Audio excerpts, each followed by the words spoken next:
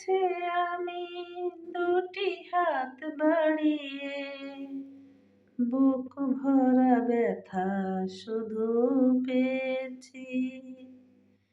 নিয়তির কাছে আমি কি যে পাপ করেছি, দুঃখের আগুনে শুধু জ্বলেছি। হ্যালো এভরিওয়ান, আসসালামু আলাইকুম। এই যে আজকে ফ্রাইডে, ছুটির দিন ছিল, তাই বাজার করতে চলে গিয়েছিলাম।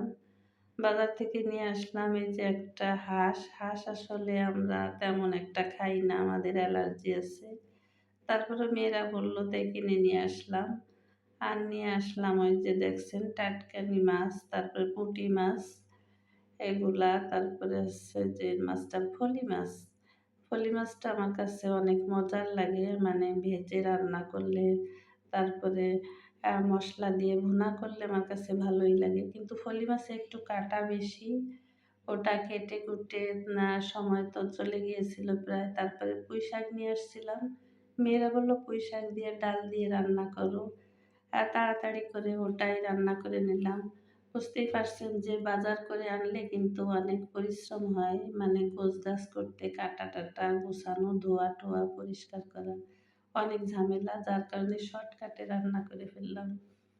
ডাল রান্না করলাম, আর গত দিনের যে তরকারি ছিল সেটা দিয়েই হয়ে যাবে খাওয়া।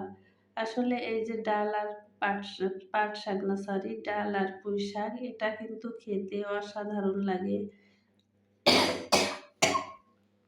আমি একটু অসুস্থ, আসলে কাশি এসে গিয়েছিল।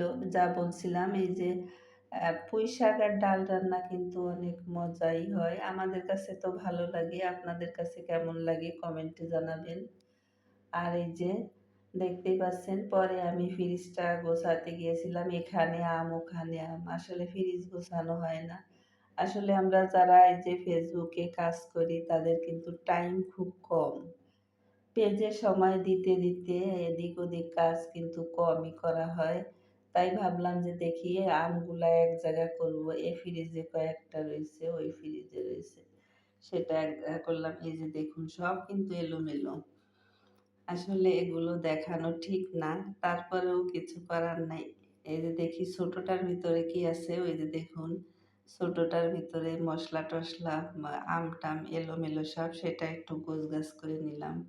আর সকালবেলা ওই যে নাস্তা বানিয়েছিলাম, সেটা তো আপনাদের সাথে শেয়ার করলাম, কিন্তু আমি কিন্তু এখনো খাইনি। তা ভাবছিলাম যে একটু এটা গোছগাছ করে তারপরে খেয়ে নেব, বা তারপরে শেয়ার করব, সেটা আর আপনাদের সাথে শেয়ার করব না। এটা কিন্তু একটা গুড়ের